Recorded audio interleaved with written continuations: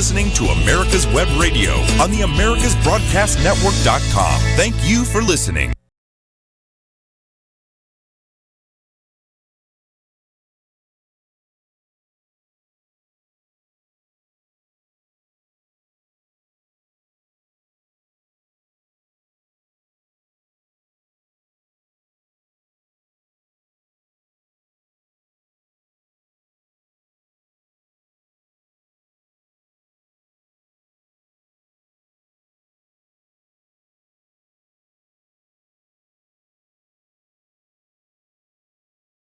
Good morning, and we hope that everybody feels good, and we appreciate you listening to America's Web Radio.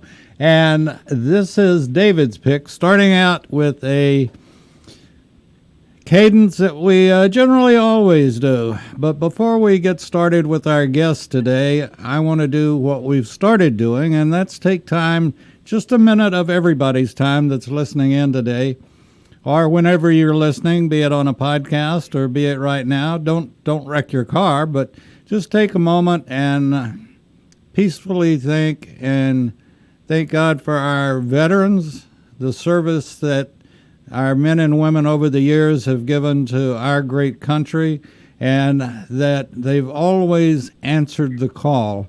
And the call has come down even in the past year for veterans to go back to active service. And so we look forward to just thanking our men and women that have served, and our great country is the best in the world, and we have the best folks in the world. We had a great conversation yesterday with Pete Mecca and some World War II veterans, which was outstanding. And today we have a very special guest on. It's been on before. But before we get into that, let's just pause for just a moment, and we'll come back right after this.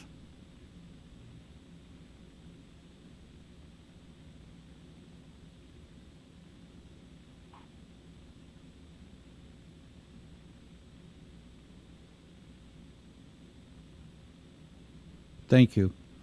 Our guest today has been on before, and he wouldn't be coming back if we didn't think that he was a super guest. And I reread all of the material on him, or the material I'd been sent, and with all the awards that he's received over the years, if he were to put on his uniform today, he would have to list to the left.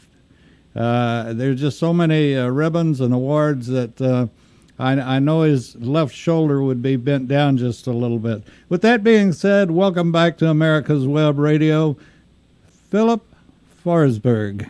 And Philip, it's a delight to have you back on, and looking forward to talking to you. And we'll be talking some more because you're a Desert Shield, Desert Storm veteran, and we want to make sure that everybody remembers Desert Shield and Desert Storm. Even though it was a relatively speaking short war, it took lives, American lives, and we don't ever want to forget a veteran, no matter what war or situation they were in. So welcome back, Philip. Thank you very much, David. It's my pleasure, and thank you for inviting me.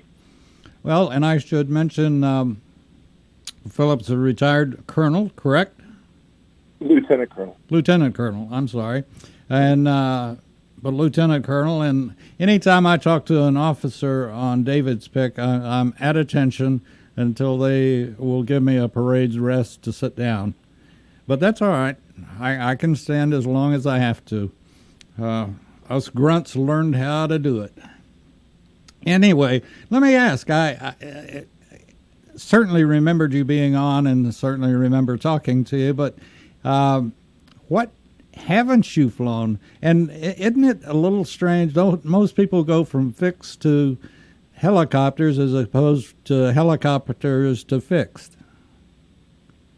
Well, I did fly both. The first thing I flew, of course, was a helicopter, a Fort Rucker, Alabama. But only about, well, it was at least at one time it was true, only about 3% of Army aviation assets and troops are fixed wing, but we do have fixed wing. According to the Key West Agreement, Army aviation, those aviation assets, organic to ground troops. And for whatever reason, that has spurred on a huge development in helicopters, and the Army has really propelled that. And I'll tell you, having started in the infantry, I can tell you there's no better, faster, more pleasant way to get the high ground than in a helicopter. And I guess really the old bubble sort of started it back in Korea, I guess, but the one that really made the name for itself was the Huey, right? Yeah, Huey was a quantum leap of an aircraft. You know, there are certain aircraft that just mark milestones in aviation.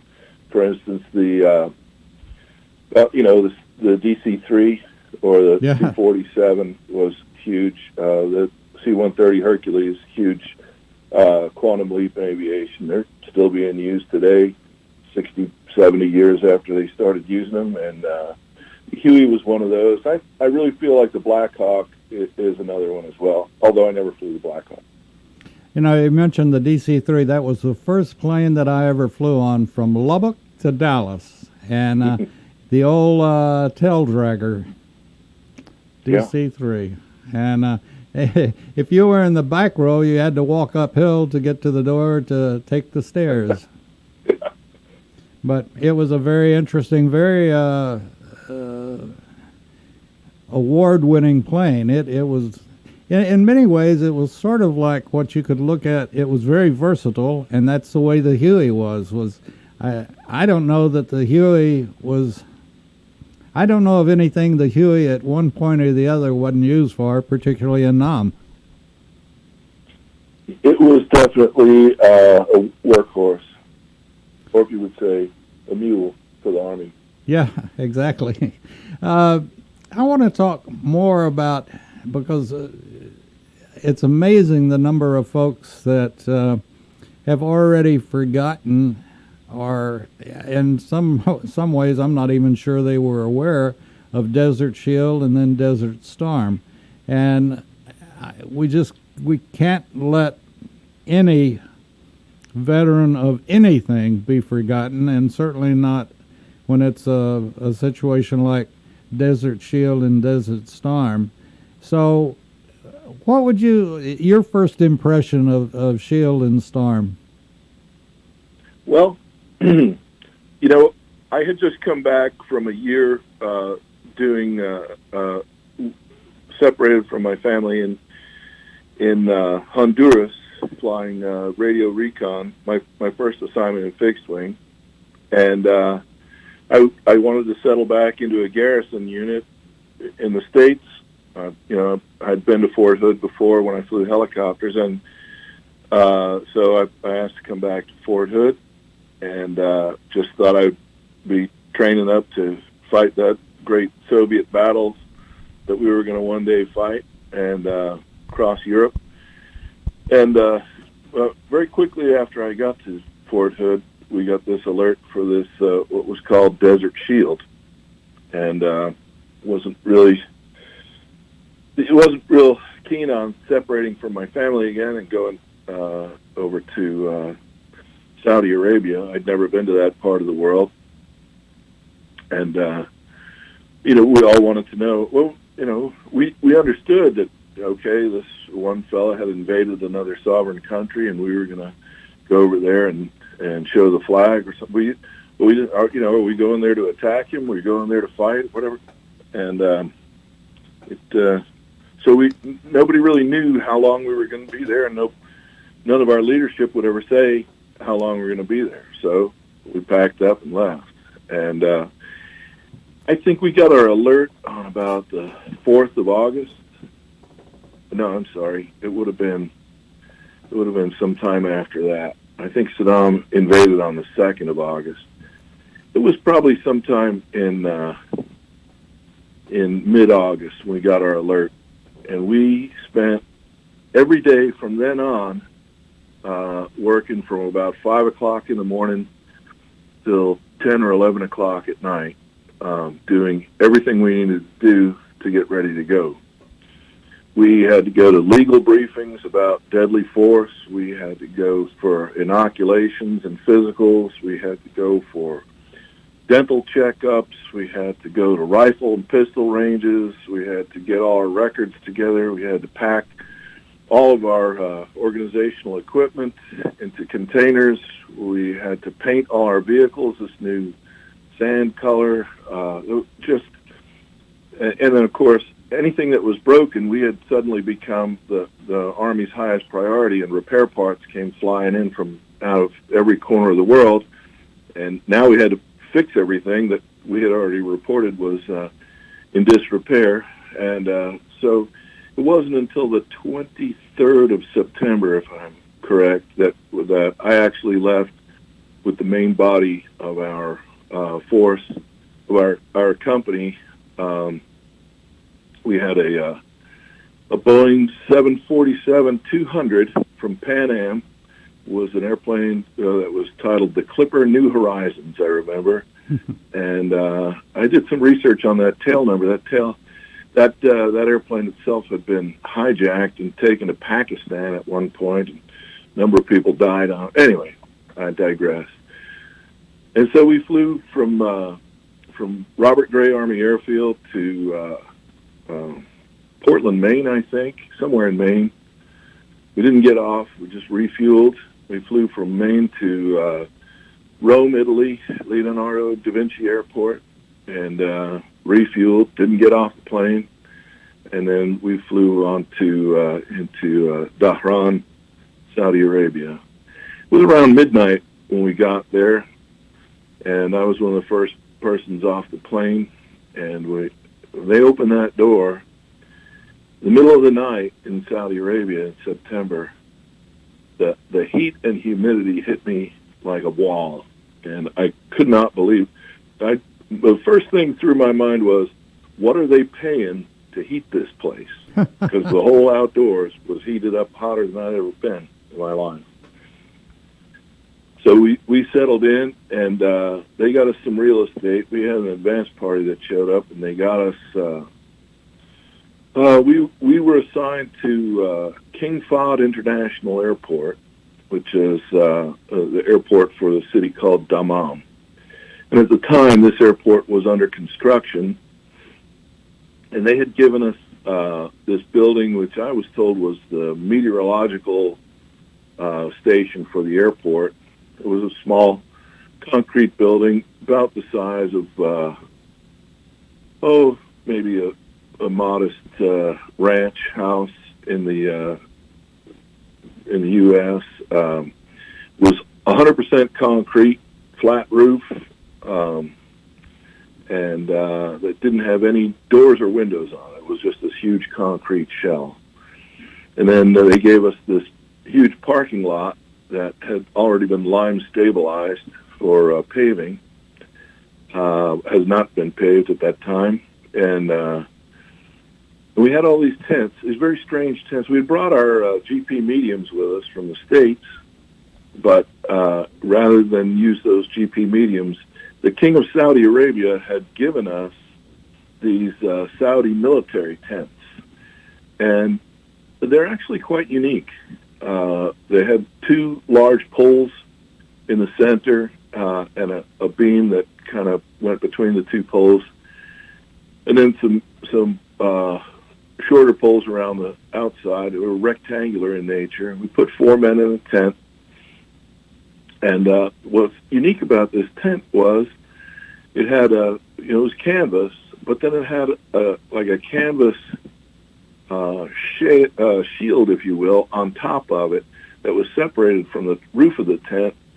And it was quite ingenious because it absorbed the sun, and it left a layer of air. If you could get some circulation underneath between that top layer and the top of the tent, it wasn't quite so hot in those tents, but it was plenty hot.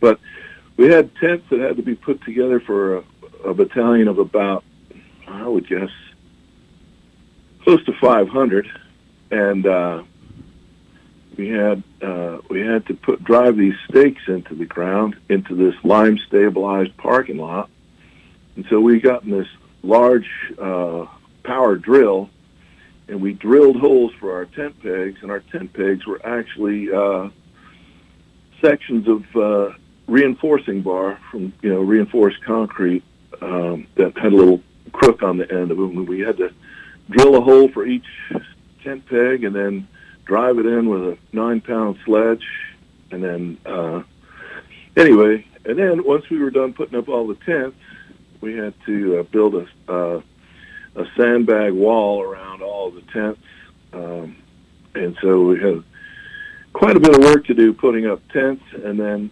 building our little sandbag city. And so all this time we were kind of all piled into this small concrete building, sleeping on top of each other. And I remember it was quite hot during the day, and this concrete building, it would heat up all day in the sun while we were working out in the sun, putting up tents and filling sandbags. And then right around sunset, when the building was as hot as it was going to get, we would go back inside the building and try to sleep in this sweltering brick oven of a building. And by morning, the building had gotten as cool as it would possibly get, and then we would go outside into the hot sun while the building heated up, and we worked filling sandbags and building tents. Anyway, we eventually got quite a little city put together there. We were between the runways at King Fahd International Airport, as I remember. 3-4 right and 3-4 left. We were between them, and we had a hospital nearby, and we had, for a while, we had the 101st Airborne Division. They didn't set up tents. They actually slept in the unfinished parking garage of the airport. And of course, by the time hostilities broke out, the 101st had gone up a little closer to the front. Our unit had OV-1 Mohawks and RU-21 guardrail aircraft. We were an aerial exploitation battalion. I flew the Mohawk. And the, as we were attached to 18th Airborne Corps. We provided the aerial intelligence for 18th Airborne Corps. And General Luck was a commander, fantastic gentleman. And he, as it developed and we were going to obviously go to hostilities, all 18th Corps' assets swung around out to the west. To their Corps headquarters was in a town called Rafah along the Trans-Arabian Pipeline. And there was no ramp space for our aircraft anywhere up close to the front. Well, let me ask you, a lot of people don't know this. Obviously, Mohawk's not going to cross the Atlantic and and refuel, but so were all of the planes brought over by ship, or did some of them take fixed wings to fly over? No, every one of them was ferried. I had just returned from the systems training for the Mohawk at Fort Huachuca, Arizona, and so I hadn't had my in-unit checkout in the Mohawk yet, so that's why I was chosen to take the main body of A Company, our soldiers, and bring them to Saudi Arabia. So the Mohawk had a system, side-looking airborne radar system in it, and it had external fuel tanks. When we flew missions, those fuel tanks were 150-gallon drop tanks. A lot of people thought they were bombs. They were not, but they could be jettisoned from the wings. But these fuel tanks held 150 gallons each, and then there was 297-gallon internal fuel cell behind the crew in the fuselage of the airplane. It had dry wings because it had been envisioned as a aircraft carrier aircraft joint with the Army and Marines, but the Marines never had the Mohawk. So it was originally designed to be a maximum gross weight of 12,500 pounds. But as things developed with the Army, it was developed in the early 60s, late 50s, early 60s, and it saw service in Vietnam. The Army saw the utility of the Mohawk, and they began to add more and more things onto it. And it was, I think, we were flying at somewhere around 18,900 pounds when we got there. So in order to ferry the aircraft, they would take the side-looking airborne radar system out of it, which was quite heavy, and they would ship that. And then they would take off the 150-gallon drop tanks, and they would put on 300-gallon drop tanks. So it had 600 gallons of external fuel and close to 300 internal. And so with that, the Mohawk would ferry, I guess, I wasn't on the flight because I hadn't been through the unit checkout in the airplane yet.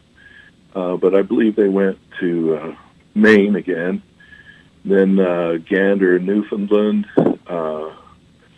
Thule, Greenland, Reykjavik, Iceland, into Scotland, or Germany, and then on down through Turkey. No, I guess they went through Egypt to get over. But yeah, it was. I understand it was quite a journey, going across the North Atlantic.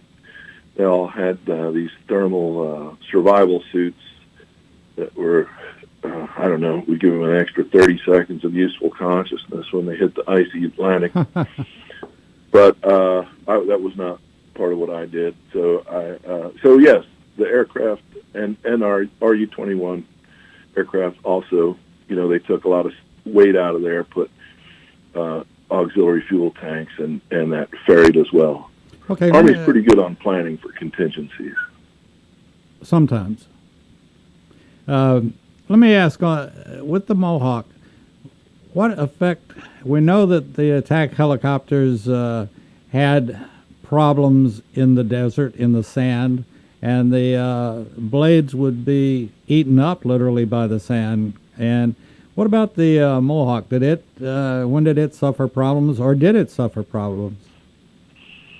I don't recall any environmental problems that we had with the Mohawk. It had two turbine engines, the same engine that was in a Huey, a little different variation of it, and it had a three-bladed Hamilton Standard propellers. They were pretty sturdy. They weren't susceptible to erosion from sand. But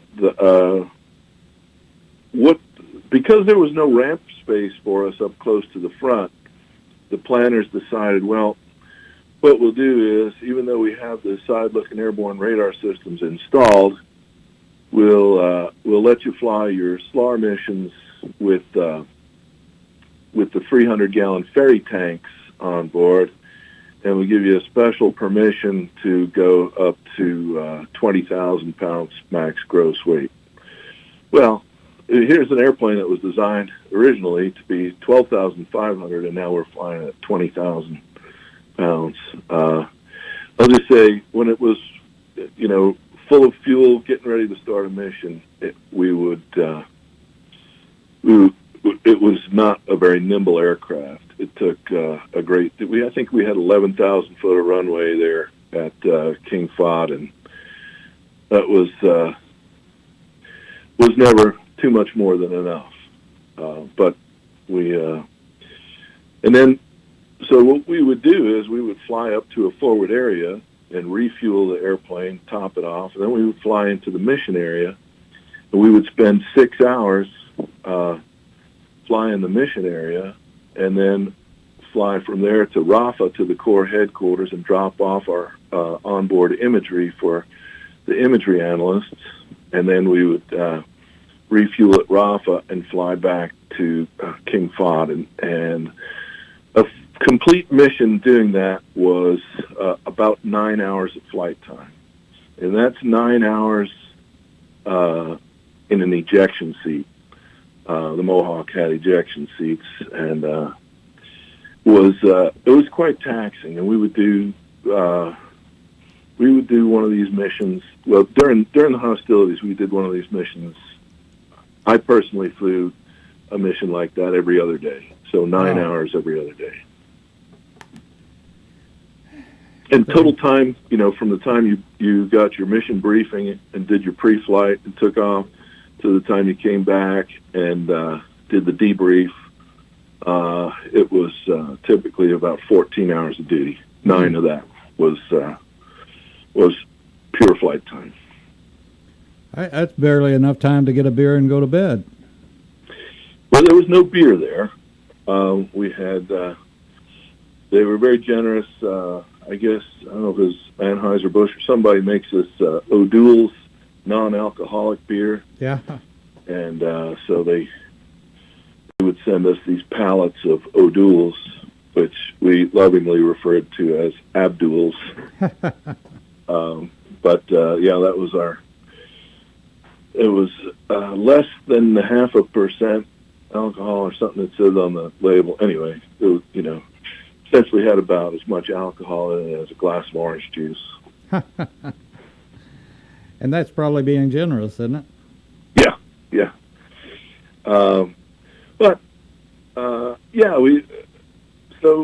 We had a lot to do there. Our unit was quite unique. We had these Mohawks that would do side-looking airborne radar. They would look out over the horizon and see the ground, and they were, AWACS is an airplane that flies and it sees everything that's moving in the air. The side-looking airborne radar uses radar to find anything that's moving on the ground. And so for weeks before any hostilities, we had gone out and flown these SLAR missions and created a complete database of everything that was moving on the ground quite deep into Iraq and Kuwait. And so we were able to see basically all their main supply routes, where the troop concentrations were, and the times of day that they moved and the routes they took. But then our guardrail aircraft, they did radio communications intercept. And when we got ready to move to Saudi Arabia, all of our linguists that were in our unit that would sit stations and translate radio transmissions that were intercepted. All these guys were Polish, Russian, and German linguists, and we were basically set for a war in Eastern Europe. And when we got sent to Saudi Arabia, there was a huge need for Arabic linguists.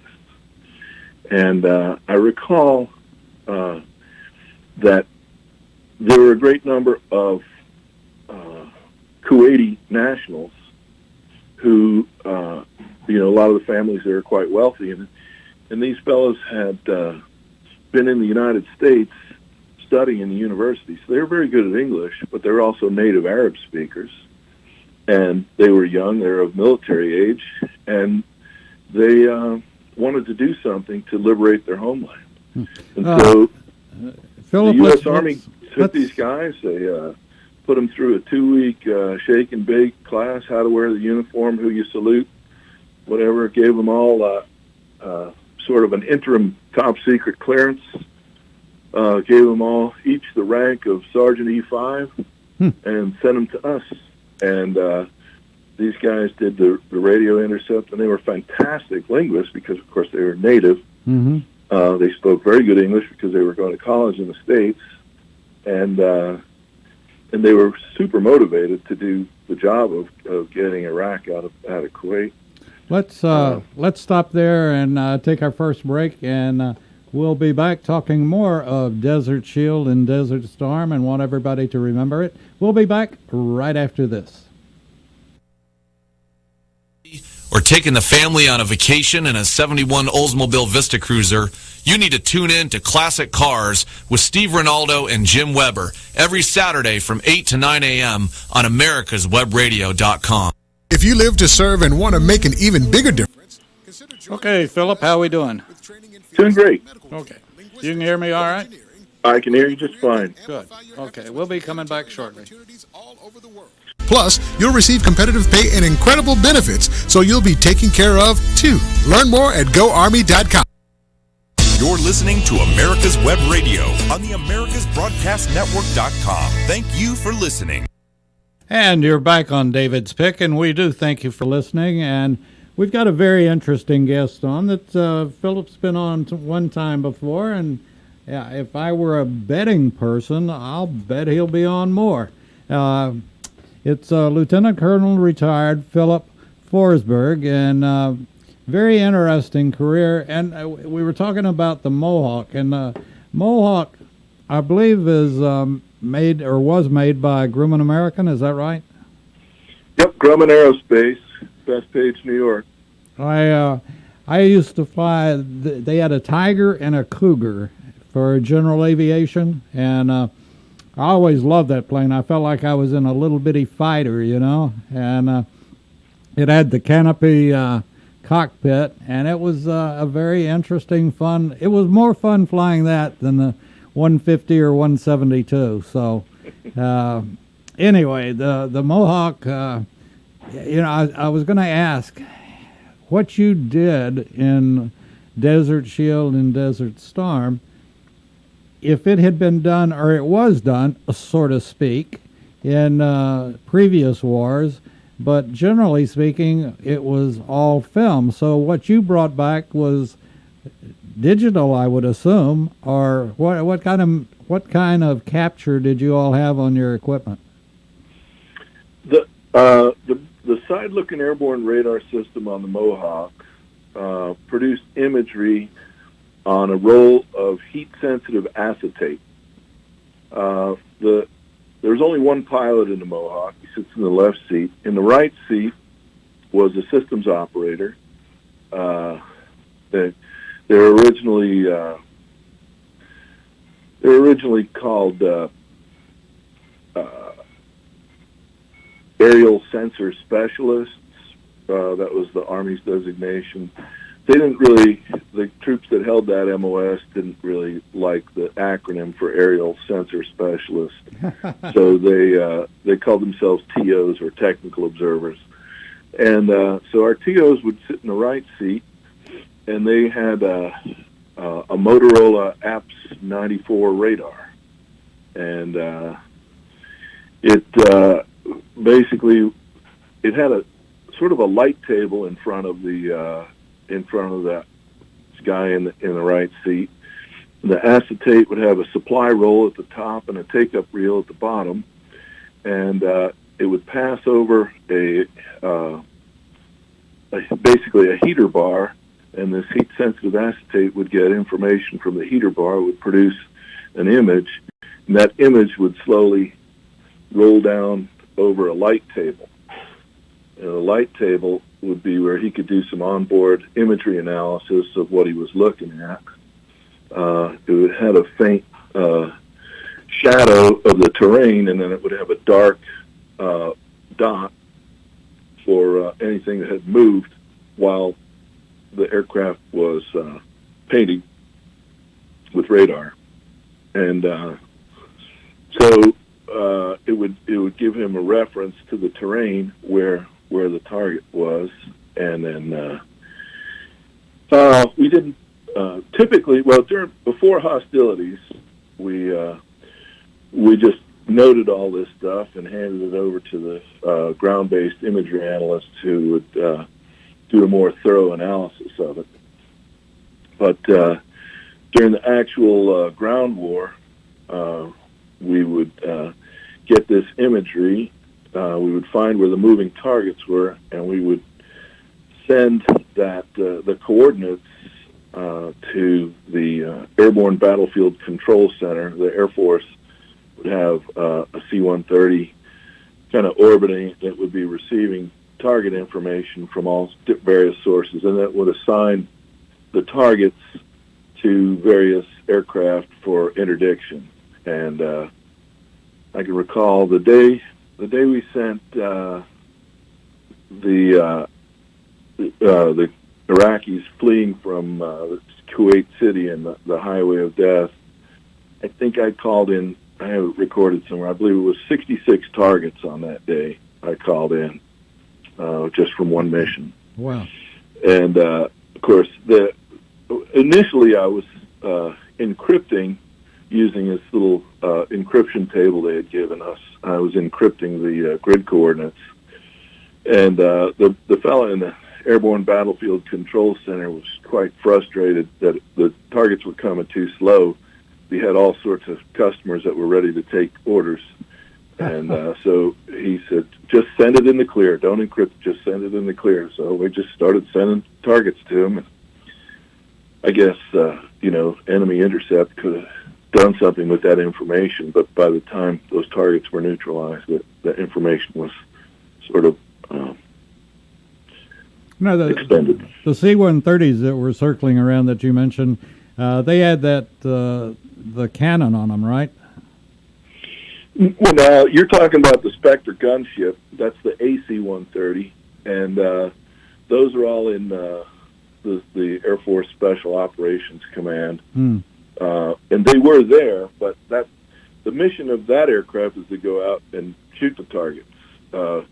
This C-130, it's called the ABCCC, the Airborne Battlefield Control Center, and it would it was like a big staff office of people receiving targets from those who found them and passing those targets to people who could do something about them.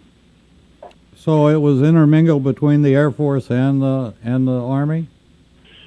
Well, ABCCC was operated by the Air Force, but they would receive targets from anyone in DOD that had the capability of collecting them, and then they would send them to anyone in DOD that had the capability of neutralizing. Now, were your missions mostly daylight missions? Daylight? No. I almost never flew during the day. Okay, so all night missions. I guess they pick up the heat sensitive better than during the day, right? Particularly in the Middle East. Well, our back in the day, the Mohawk, I think, did have a thermal imagery system on it, but we didn't. All of ours was basically radar. Our imagery was not thermal in any way. So it didn't really matter. But all the daytime missions were being flown by people of higher rank than myself. Let's put it that way. So they could come home and come back to the base and sleep like a real person, huh? Right. And I guarantee they weren't flying a mission every other day. That's just mind-boggling. But the Mohawk, when we were doing those 6-hour missions, we had 4 Mohawks a day doing those missions, just from our unit. There was another Mohawk unit there as well. But we were there. We were in the battle area. We were providing 24-hour coverage with 4 Mohawks a day,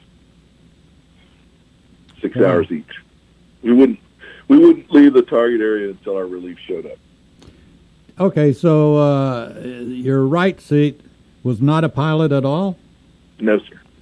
Okay, and how much flak or ground fire could you all take in a Mohawk? I don't remember being shot at any time. I did watch some pretty spectacular shows from our brand new system we call the multiple launch rocket system. That was our stuff going to neutralize the enemy. And that was quite impressive. As the hostilities got closer, we moved up closer and closer to the border between Iraq and Saudi Arabia, and as we got up closer, one day they had given us a mission, and I said, well, now I'm in range of an Iraqi fighter, launching a fire and forget missile at me from within Iraqi airspace. But we did have AWACS watching us. They watched while everything that was going on in the air, and we had a code word that if AWACS gave us this code word, we were to get down on the deck as fast as we could and head south into Saudi Arabia for safety. And one day I heard AWACS reporting, as we got closer up to the front, AWACS was reporting that there was an enemy fighter a certain distance from me, and then he was getting closer and closer, and he was just about to where he was in range, and then so I didn't break my track. I kept flying my track, and then AWACS said that he had departed and he was no longer a factor. I said, okay, well, great. So I went back to reading my novel or whatever I was doing up there. A few minutes later, my radar warning receiver went off, and it indicated I had a friendly fighter at my 7 o'clock position. I was heading east at the time, and I remember, scanning behind me and looking. I was very concerned because the Iraqis had a number of aircraft like the French F-1 Mirage, and they had some F-4s, and I was very concerned that, this might have been one of them. As my receiver showed was a friendly, but, could have been Iraqi. And, eventually, this British Tornado, a British fighter, kind of pulled up in my 7 o'clock position, and he just kind of looked me over, and he saw the painting on my tail that said United States Army, and I gave him a salute. He saluted back, and he peeled off. So apparently that was the reason that my Iraqi friend had departed, because the British Tornado was there. So if I ever meet a British Tornado pilot, I'm going to have to buy him a drink. Whatever really stood out with you? And we're about up next to another break right quick. Let's take that break, and we'll come back with Philip right after this. All right. If you live to serve and want to make an even bigger difference, consider joining the U.S. Army. With training in fields like medical care, linguistics, and engineering, an Army career can amplify your efforts with humanitarian opportunities all over the world. Plus, you'll receive competitive pay and incredible benefits, so you'll be taken care of, too. Learn more at GoArmy.com.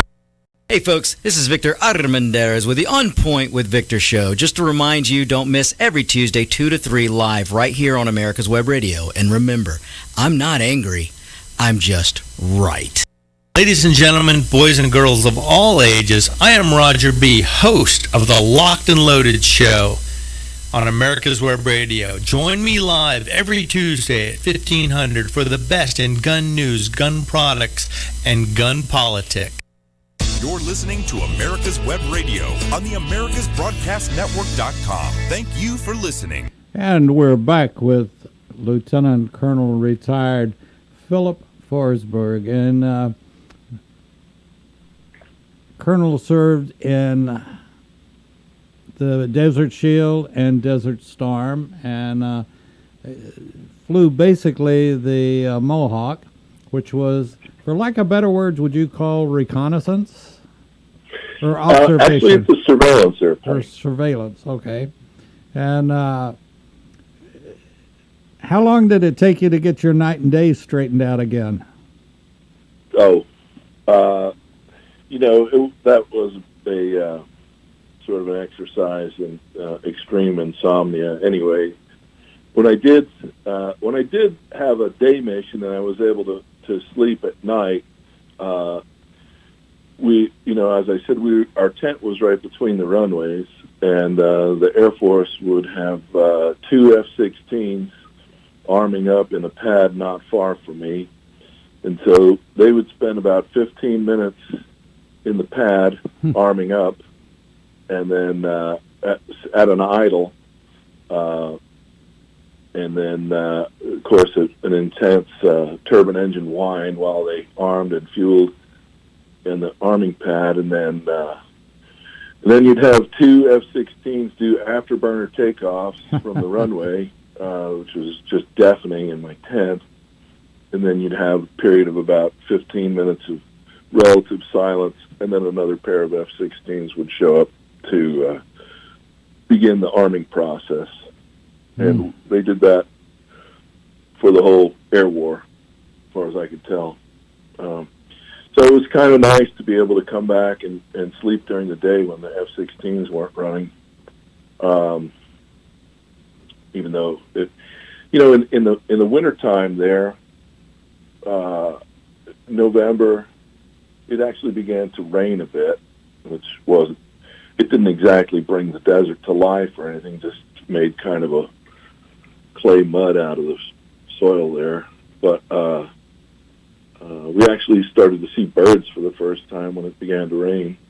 And it got quite cool. We wore jackets, and I was never really cold there.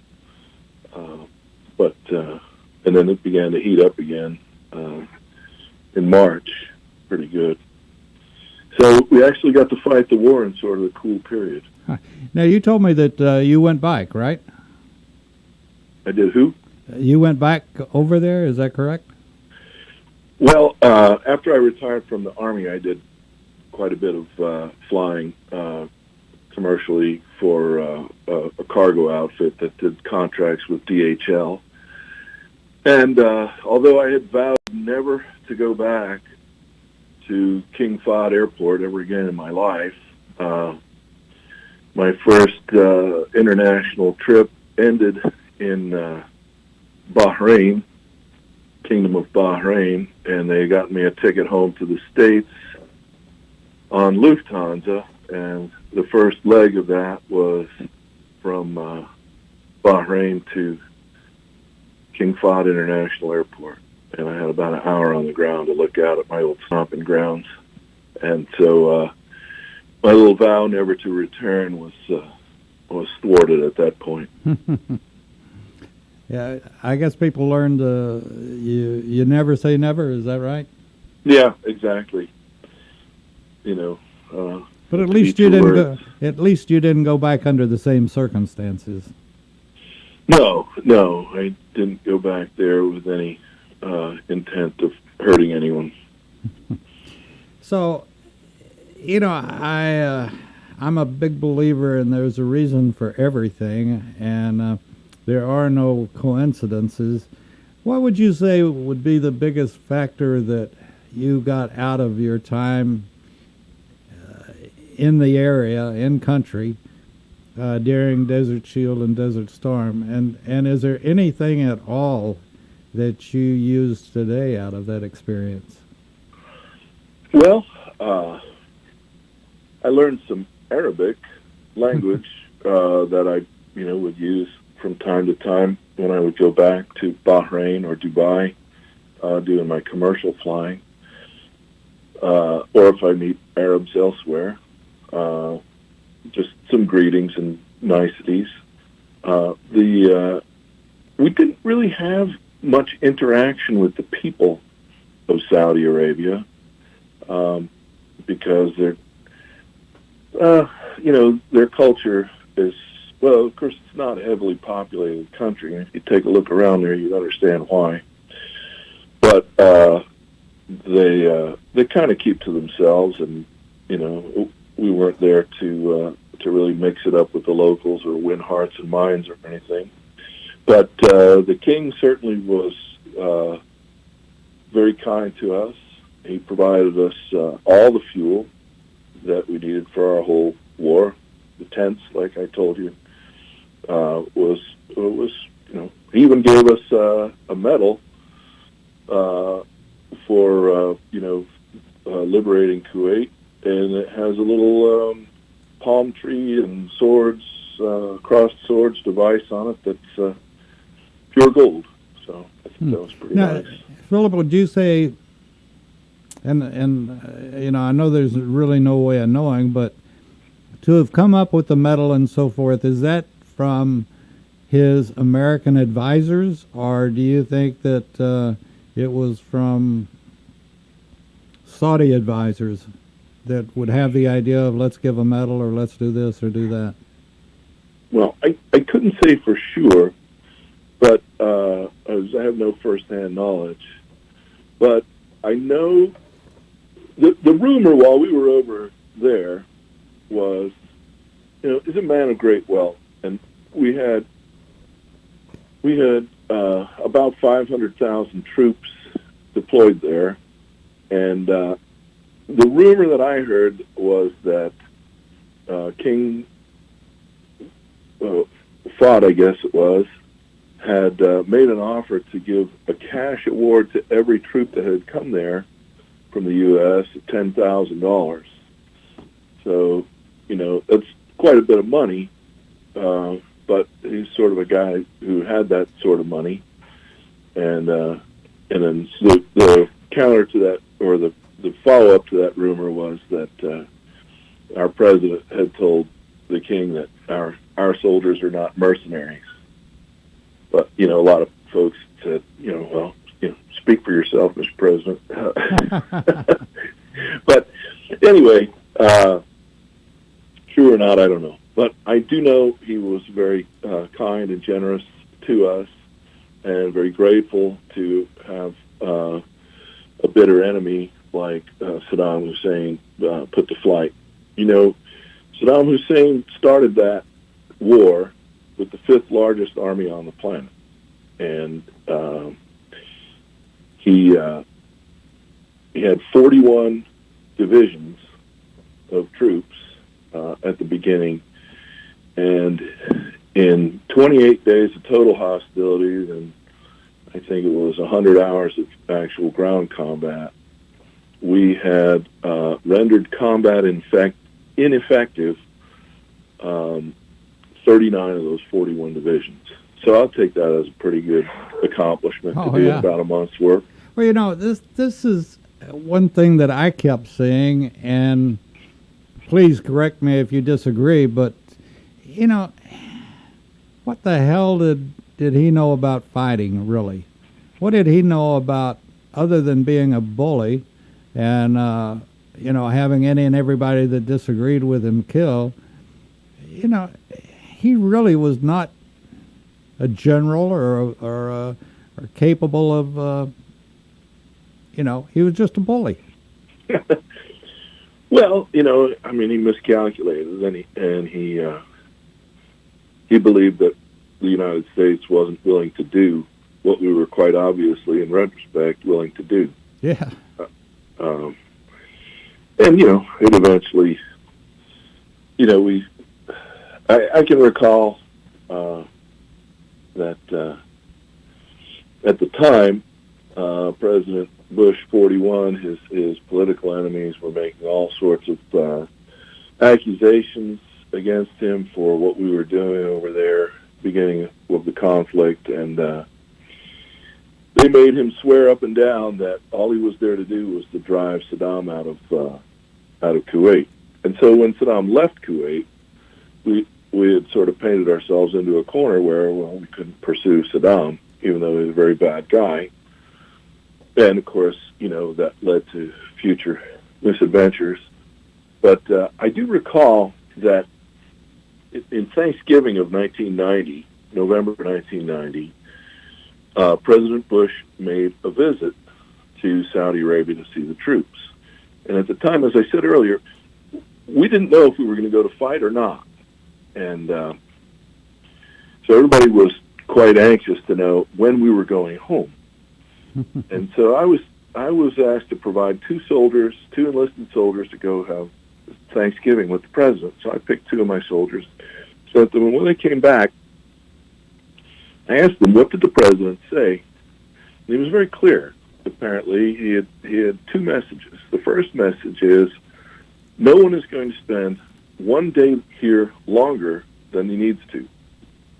And I thought, that's great. I just want to go home. I said, well, what was the second point? He said, well, the second point is no one is going home until the mission is done.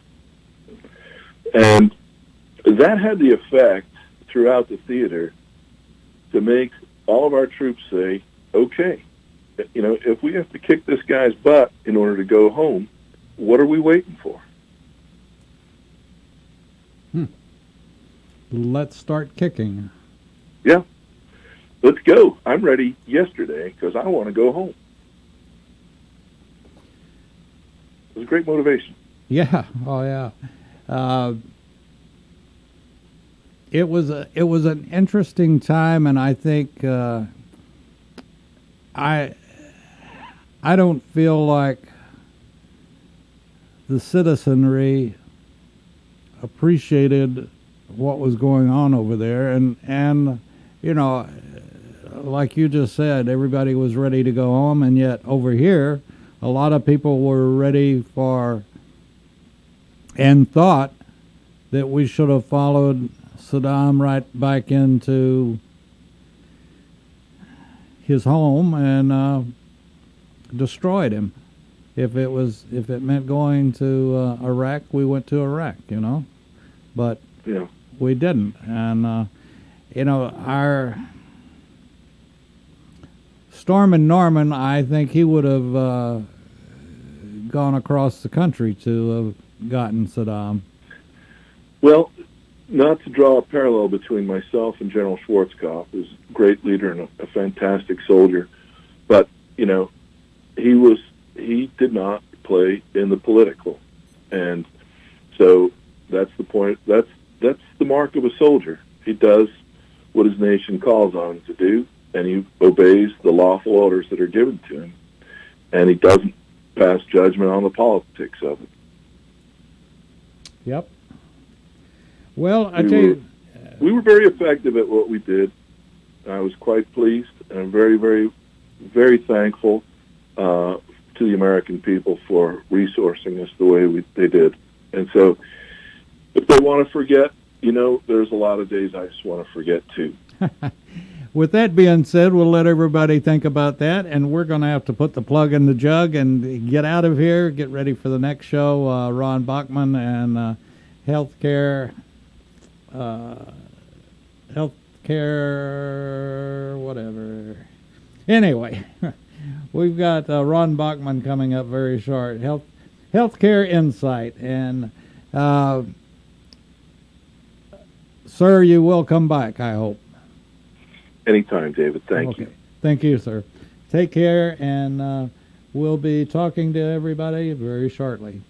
If you live to serve and want to make an even bigger difference, consider joining the U.S. Army. With training in fields like medical care, linguistics, and engineering, an Army career can amplify your efforts with humanitarian opportunities all over the world. Plus, you'll receive competitive pay and incredible benefits, so you'll be taken care of, too. Learn more at GoArmy.com. McAllister's Auto Transport is a privately held company